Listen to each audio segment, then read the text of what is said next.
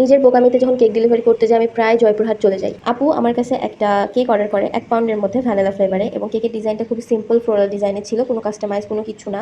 তো আপু ওনার সব ডিটেলস আমার কাছে শেয়ার করে, এবং লোকেশনটা আমার একটু খটকা লাগছিল যেটা কোথায়। তো উনি বলে এটা বগুড়া শহরের মধ্যেই, শুধু বগুড়া শহর থেকে একটু দূরে, শহরের মধ্যে কিন্তু একটু সিটির বাইরে। তো আমিও ঠিক আছে বলে নিয়ে নিই, এবং ডেলিভারি চার্জটাও আমি ওনাকে বলি, তো ওটাতে ওনার কোনো সমস্যাই ছিল না। তো আমি যখন কেকটা ডেলিভার করতে বেরোলাম, উনি আমাকে বলেছিল যে ওনার লোকেশনে যেতে আধা ঘন্টার মতো লাগবে। তো আমি বলেছি ঠিক আছে। কিন্তু আমি যখন যাওয়া শুরু করলাম, তখন আধা ঘন্টা 40 মিনিট 45 মিনিট পার হয়ে যাচ্ছে, কিন্তু ওনার লোকেশনটা আসতেছে না।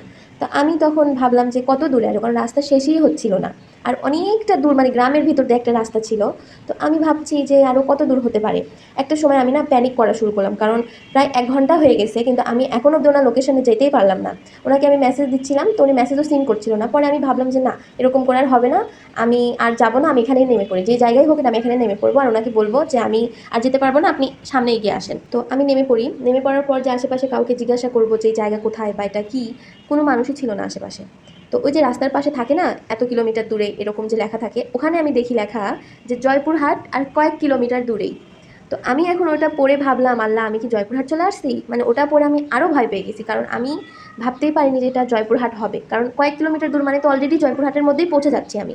তো আমি ওনাকে ফোন করলাম, উনি ফর্চুনেটলি ফোনটা রিসিভ করে, এবং ওনাকে বলে আপনি যেখানেই আছেন ওখানেই দাঁড়ান, আমি আসতেছি। তো আমি ভাবলাম হয়তো ওনার আরও টাইম লাগবে আসতে, কারণ অনেকটাই দূর আমি যেহেতু আসছি। তো উনি দেখলাম যে 2 মিনিটের মধ্যেই চলে আসছে, মানে আস্তে আস্তে একদম ওনার লোকেশনে আমি চলে আসছি। পরে আমি আপুকে বললাম আপু এটা তো অনেক দূরে। তো উনি হাসতেছে, কি বলবে আর। তো যাই হোক, আমিও এনজয় করছি যাওয়াটা, কারণ অনেক সুন্দর ছিল রাস্তা, আর গ্রামের মধ্যে দিয়ে মেঠো পথ তো আরও সুন্দর ছিল।